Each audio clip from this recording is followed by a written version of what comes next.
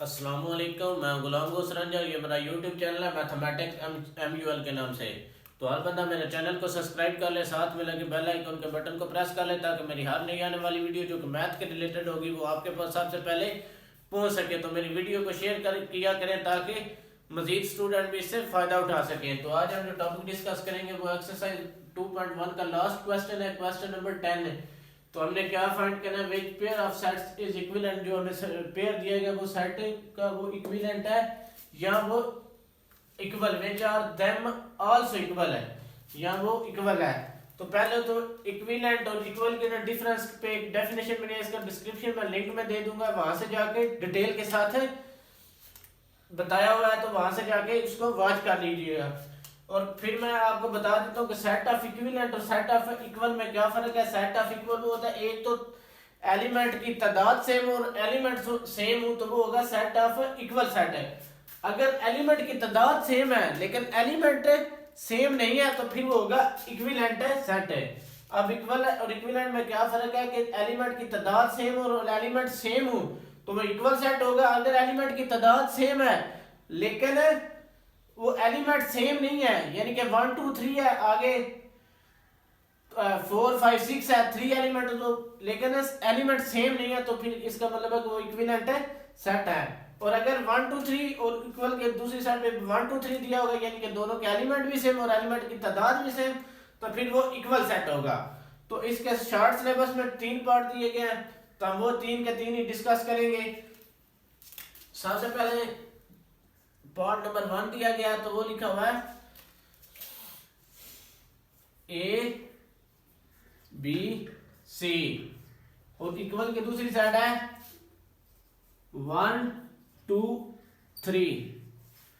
तो आपको ये क्वेश्चन देखते ही आपके माइंड में आ गया होगा कि सेट की तादाद तो सेम है लेकिन एलिमेंट तो की तादाद तो सेम है लेकिन एलिमेंट सेम नहीं है। यहाँ पे ए है, बी है और सी है, यहाँ पर 1 2 और 3 है लेकिन 1 2 और 3 एलिमेंट की तादाद सेम है लेकिन एलिमेंट सेम नहीं है तो फिर ये कौन सा सेट बनेगा।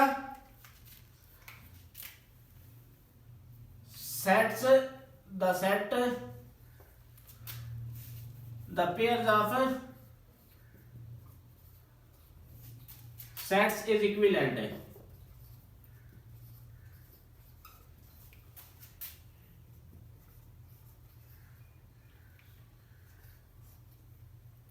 तो ये क्या कौन सा बन गया, the pairs of sets are equivalent है, ये इक्विवेलेंट है, सेट का पेयर है। तो अब इसका नेक्स्ट पार्ट हम पार्ट नंबर 5 डिस्कस करेंगे। पार्ट नंबर 5 है 1 2 3 4 एंड सो ऑन, ठीक है। और उससे आगे है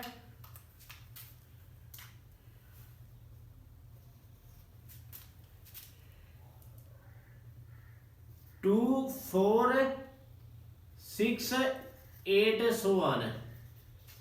अब ये देख लें 1 2 3 4 है और यहाँ पे क्या आ रहा है 2 4 6 8 है। इसका मतलब है कि सेम एलिमेंट तो नहीं ना आ रहे। यहाँ पे कौन सा आ रहा है 1 2 3 4 और यहाँ पर 2 भी आ रहा है 4 भी आ रहा है, इसका मतलब है 6 और 8 भी आएगा। तो फिर ये दोनों में सेम तो ना हुए तो ये कौन सा सेट होगा, फिर the given sets are equivalent है। तो फिर ये आ गया इक्विवेलेंट सेट है क्योंकि यहां पर 1 नहीं आएगा, यहां पर 3 नहीं आएगा, इसका मतलब है कि ये इक्वल सेट तो वही नहीं। The given sets are equivalent है।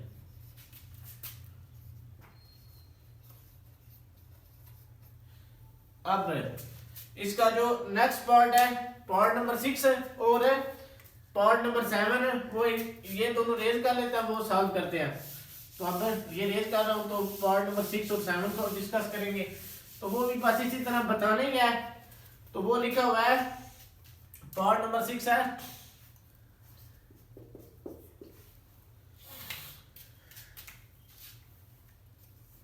1 2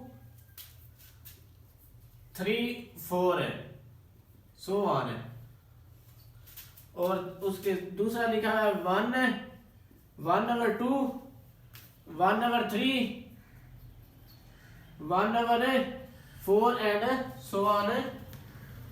तो इनको हमने बताना है कि ये कौन सा सेट पेयर जो है वो बन रहा है। तो फिर क्या बन रहा है 1 2 3 4 1 2 3 4 एंड सो ऑन चलते जाएंगे। यहाँ पे भी सो ऑन चलते जाएंगे, लेकिन 1 तो है लेकिन 2 नहीं है। वहां पे 1 नंबर 2 है, 3 नहीं है, 1 नंबर 3 है, 4 नहीं है, 1 नंबर 4 है।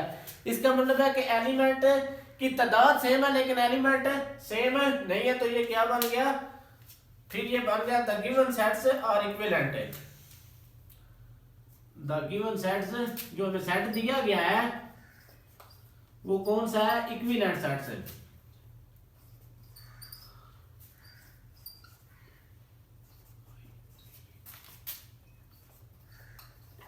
इक्विवेलेंट है।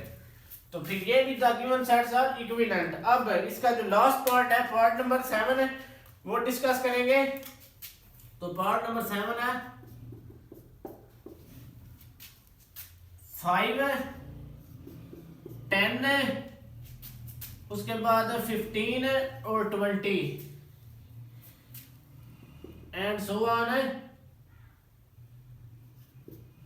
5 5 5 5 और दूसरा जो सेट है वो है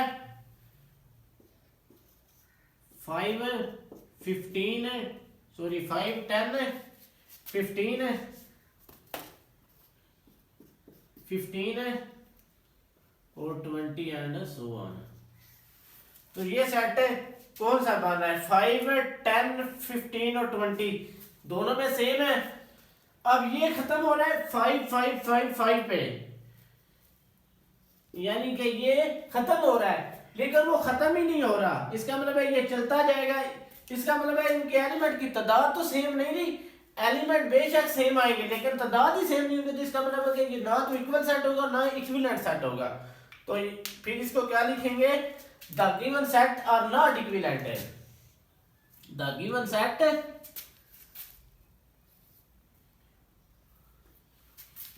sets are not equivalent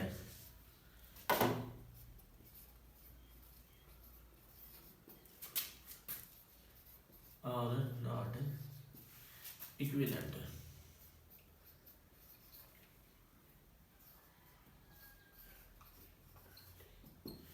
तो यही हमने फाइंड करना था कि इक्वल सेट और इक्विवेलेंट सेट कौन कौन से हैं। उसके 4 पार्ट दिया था शॉर्ट सिलेबस में, हमने चारों के चारों डिस्कस के लिए। और मैं उम्मीद करता हूँ कि 4 के 4 आपको अच्छे तरीके से समझ आ गए होंगे और ये एक्सरसाइज भी खत्म हो गया। अब नेक्स्ट लेक्चर में मैं नेक्स्ट एक्सरसाइज स्टार्ट करूंगा 2.2। तो ये जो इक्वल सेट और इक्विवेलेंट सेट है इसके जो टॉपिक है पूरी डिटेल के साथ है, वो उसका लिंक मैं डिस्क्रिप्शन में दे दूंगा। आप वहां से जाके उसको भी जरूर एक बार देखिएगा, फिर आपको ये मजीद क्वेश्चन इजी लगेंगे। Thank you.